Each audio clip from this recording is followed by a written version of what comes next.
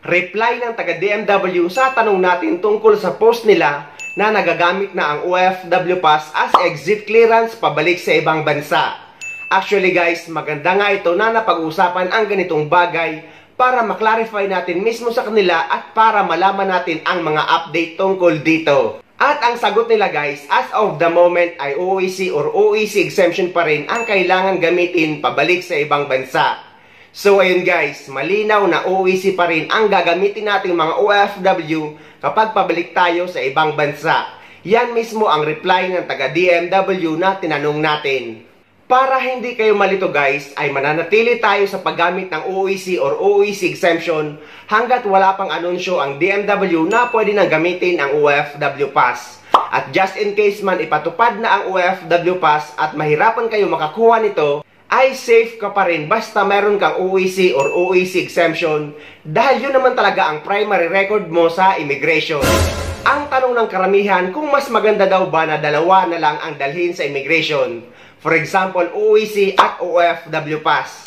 Ang sagot guys ay hindi ito magandang gawin kasi just in case man nakapag-acquire na kayo ng OEC exemption at kumuha ulit kayo ng OFW Pass ay maiiba na yung OEC number na nakarecord sa immigration system.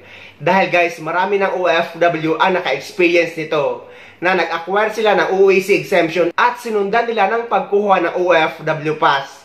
So, pinabalik sila ng immigration officer sa POA desk sa loob ng airport para maklear ito. Pero kung dati ka nang may OFW Pass or nakakuha ka na ng OFW Pass at nag-acquire ka ng OEC exemption, ay yung OEC exemption number mo ang latest na makikitang record sa immigration. Pero kapag may OEC ka at sinabayan mo pagkuha ng OFW Pass, ay yung OFW Pass record na ang mag-a-appear sa immigration system, kaya hindi makikita ng immigration officer ang OEC exemption record nyo na kasalukuyang yun pa rin ang hinahanap kapag pabalik kayo sa ibang bansa. Hindi pa rin pwede gamitin ang OFW Pass base na rin sa taga DMW na tinanong natin. So mananatili pa rin tayo sa paggamit ng OEC or OEC exemption hanggat wala pang anunsyo ang DMW na pwede na gamitin ang OFW Pass or ang DMW mobile app. Para naman sa mga updated requirements pauwi sa Pilipinas at pabalik sa ibang bansa, ay idudugtong na lang sa video na ito para malaman nyo at para hindi na rin kayo lumayo. So ito ang mga requirements pauwi sa Pilipinas at pabalik sa ibang bansa ngayong buwan ng Setyembre. So, unahin muna natin ang mga requirements pauwi sa Pilipinas. Number 1, ang inyong e-travel arrival card QR code. Number 2, ang inyong passport.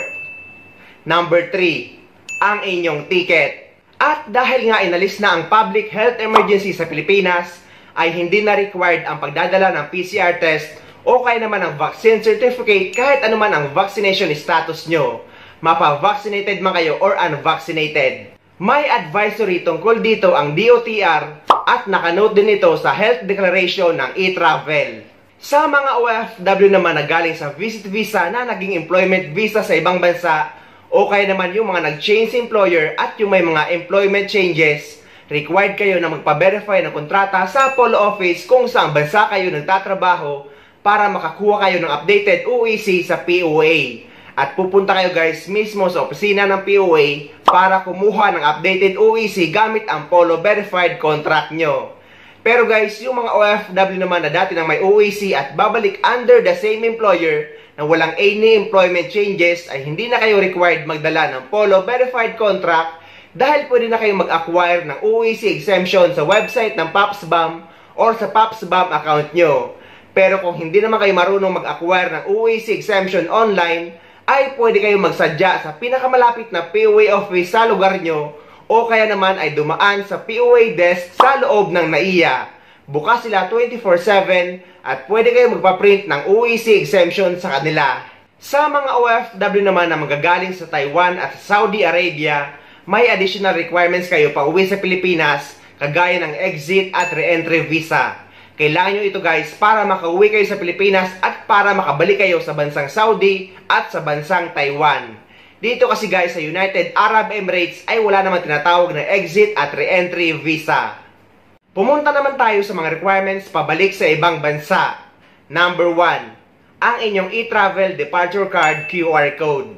Guys, paulit-ulit kong sinasabi at paulit-ulit pa rin may nagque-question sa akin or nagsasabi na hindi naman hinahanap ang e-travel departure card sa immigration, kaya hindi na daw kailangan mag-register dito. Guys, inuulit ko na galing mismo sa Bureau of Immigration na hindi na nila kailangan pa isa-isahin ang QR code nyo dahil nakikita na nila ito sa system kung may registration ka or nakaregister ka or hindi. Number 2, ang inyong OEC or ang OEC exemption. Guys, pinapaalala ko ulit na mananatili pa rin tayo sa paggamit ng OEC or ng OEC exemption sa mga OFW na pabalik sa ibang bansa. Hindi pa pwede gamitin ang OFW Pass dahil nga hindi pa ito fully operational at under maintenance pa rin ito. At kahit ipatupad na ang OFW Pass, hanggat hindi pa talaga ito maayos at hindi pa ito mandatory, mas safe pa rin kapag OEC ang dala nyo. Number 3, ang inyong working visa. Kapag nandito naman kayo sa United Arab Emirates, ay wala na sa passport ang visa natin. Dahil ang Emirates ID na natin ang nagsisilbing visa natin dito. So kapag pabalik kayo sa ibang bansa, ay yung Emirates ID na ang ipapakita nyo sa immigration. Number 4, ang inyong passport. Number 5, ang inyong ticket. Number 6, ang inyong OWA membership. Guys, hindi ko naman yata kailangan pa paulit-ulit na sabihin or ipaliwanag kung bakit lagi kong sinasabi ang OWA membership na kailangan natin kumuha nito kahit hindi naman ito hinahanap sa immigration.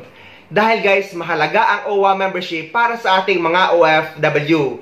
Hindi ka rin maituturing na documented or fully documented OFW kapag hindi ka miyembro ng OWA. At kailangan mo mag-renew nito kada 2 taon dahil 2 taon ang validity ng ating OWA membership. So ayun guys, sana may nakuha kayong idea at sana nakatulong ang video na ito sa inyo. At sa mga hindi pa dyan nakasubscribe sa channel ko, please don't forget to subscribe my YouTube channel and please click the notification bell para lagi kayong updated sa mga upcoming videos na gagawin ko tungkol sa mga updates sa ating mga OFW. Mula dito sa Dubai, maraming salamat. See you next time.